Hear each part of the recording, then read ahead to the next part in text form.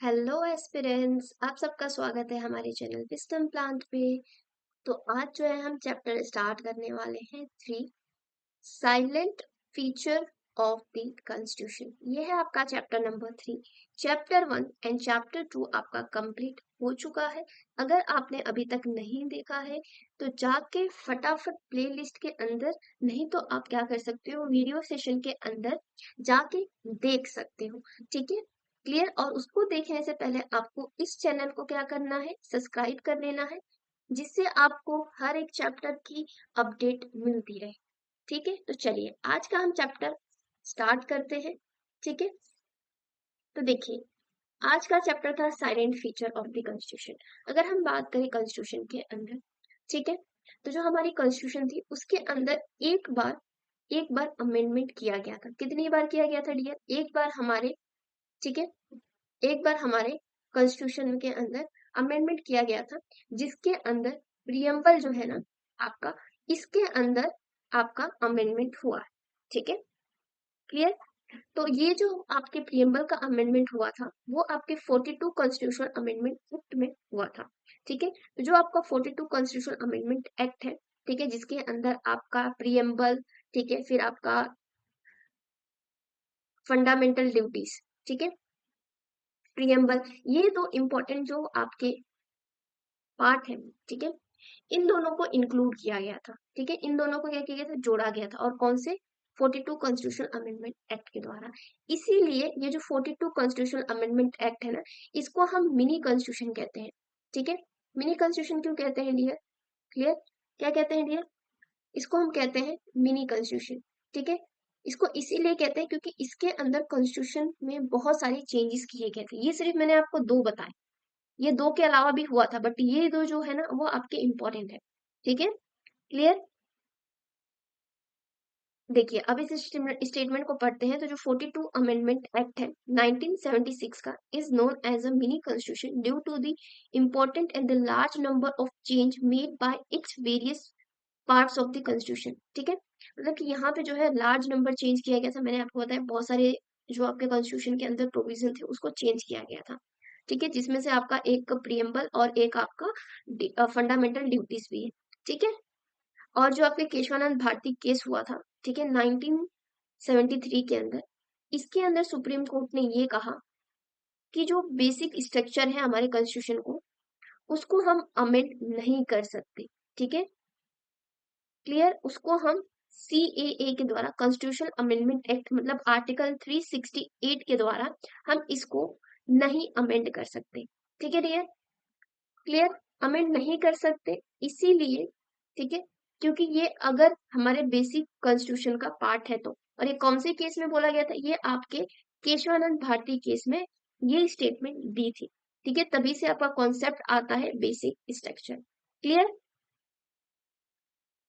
Next आते हैं silent feature of the constitution. ठीक है, आप बोलोगे चैप्टर इतना जल्दी जल्दी खत्म हो रहा है, शॉर्ट नोट्स है ना डियर, तो इसमें कुछ रिलेवेंट चीजें जो नहीं है उसको हमें इंक्लूड नहीं करना है। ठीक है, क्लियर। तो चलिए साइलेंट फीचर देख लेते हैं, हमारे कॉन्स्टिट्यूशन का साइलेंट फीचर्स क्या है। ठीक है, पहला है आपका कि जो हमारा कॉन्स्टिट्यूशन है वो लेंथीएस्ट रिटर्न कॉन्स्टिट्यूशन। ठीक है, क्या है? लेंथीएस्ट रिटर्न कॉन्स्टिट्यूशन मतलब दुनिया का सबसे लंबा लिखा हुआ कॉन्स्टिट्यूशन। ठीक है, the reason behind is that कि जो आपका स्टेट है और जो आपकी यूनियन है, ठीक है, दोनों के लिए आपका सेम कॉन्स्टिट्यूशन है। ठीक है, इसीलिए जो है हमारा कॉन्स्टिट्यूशन लेंथीएस्ट है। सेकेंड पॉइंट की बात करें, सेकेंड है आपका blend of rigidity and flexibility, मतलब कि हमारा जो कॉन्स्टिट्यूशन है वो रिजिड भी है और फ्लेक्सिबल है नहीं, मतलब ये क्या है, मिक्स है। ठीक है, क्लियर है, क्या है, मिक्स है। नेक्स्ट है सिंगल सिटीजनशिप। अगर हम बात करें हमारे कॉन्स्टिट्यूशन में सिंगल सिटीजनशिप की बात की गई है। और नेक्स्ट है आपका ड्रोन फ्रॉम वेरियस सोर्स। ठीक है, मतलब इसको बहुत सारे सोर्स से, इसमें बहुत सारे प्रोविजन लिए गए हैं, जैसे कि आपका काउंसिल एक्ट जो होता है, ठीक है, इंडियन गवर्नमेंट एक्ट 1935। ठीक है, 1935, इसमें से बहुत सारे जो स्ट्रक्चरल पार्ट होता है ना कॉन्स्टिट्यूशन का, वो इसमें से लिया गया है। ठीक है, इवन हमने ब्रिटेन से, यूएसए से, ठीक है, जर्मनी से, बहुत सारे कंट्री से, जापान से हमने क्या लिया है, उनके जो अच्छे अच्छे प्रोविजन थे वो हमने क्या किया है, अपने कॉन्स्टिट्यूशन के अंदर ऐड किया है। ठीक है। नेक्स्ट है हमारा फंडामेंटल ड्यूटीज, फिर आता है फंडामेंटल राइट, ठीक है, जो हमारा इमरजेंसी प्रोविजन है, ठीक है। आपको पता है 3 टाइप की इमरजेंसी होती है, ठीक है। एक होती है आपकी नेशनल, एक होती है आपकी स्टेट और एक होती है आपकी फाइनेंस, ठीक है। क्लियर? आप बोलोगे स्टेट में कौन सा? अरे स्टेट में आपका प्रेसिडेंट रूल होता है ना, ठीक है। क्लियर? नेक्स्ट है आपकी कोऑपरेटिव सोसाइटीज, ठीक है। क्लियर? नेक्स्ट है आपका यूनिवर्सल एडल्ट सफ्रेज, ठीक है, मतलब सबको आफ्टर 18 सबको राइट है कि आप वोट कर सकते हैं, ठीक है। ये भी हमारे कॉन्स्टिट्यूशन का क्या है, साइलेंट फीचर है, ठीक है। नेक्स्ट है आपका सेकुलर स्टेट, ठीक है। सेकुलर स्टेट मतलब सारे रिलीजियंस को हमें रिस्पेक्ट करनी है। क्लियर? नेक्स्ट है synthesis of parliamentary sovereignty and the judicial supremacy, ठीक है, मतलब हमारे यहाँ पार्लियामेंट्री भी है, ठीक है, एंड आपके जुडिशियल सुप्रीमेसी भी है, ठीक है।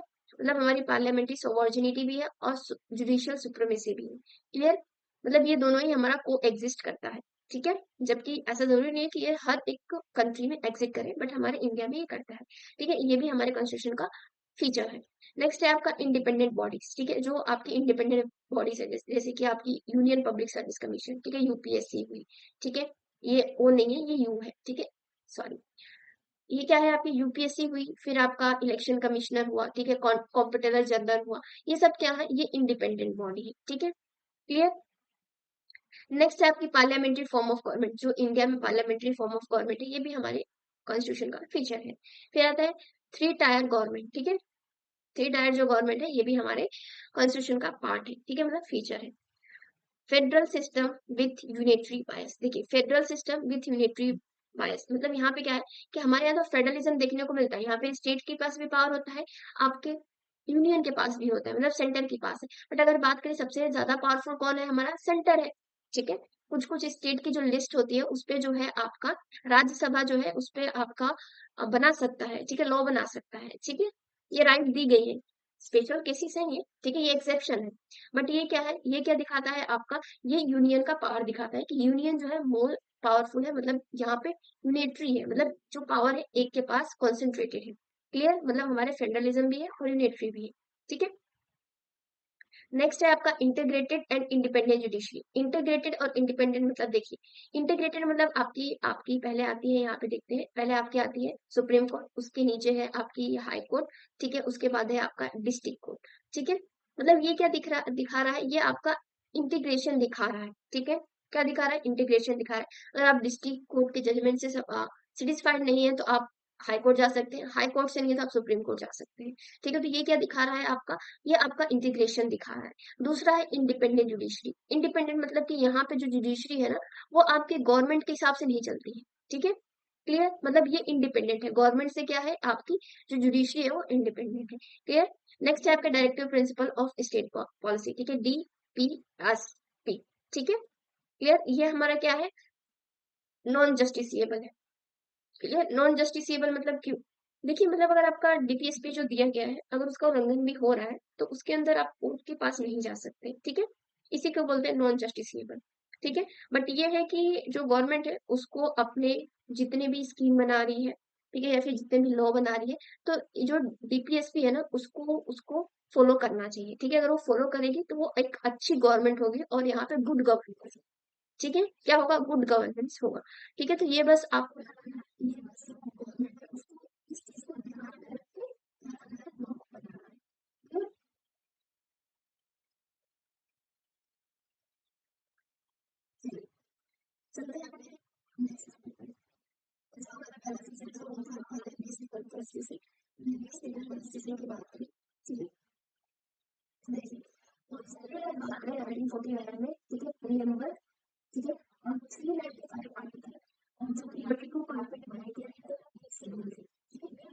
कॉन्स्टिट्यूशन का ओरिजिनल था, ठीक है। तो जब हमारा कॉन्स्टिट्यूशन ओरिजिनली जब बना था तब यहाँ पे 395 आर्टिकल थे, 22 पार्ट था और 8 शेड्यूल थे। बट अगर हम प्रेजेंट की बात करें, ठीक है, तो यहाँ पे 417 आर्टिकल है, 25 पार्ट्स है और 12 शेड्यूल है, ठीक है। आप देख सकते हो यहाँ पे इंक्रीज देखने को मिल रहा है, मतलब ये और लेंदी हो चुका है।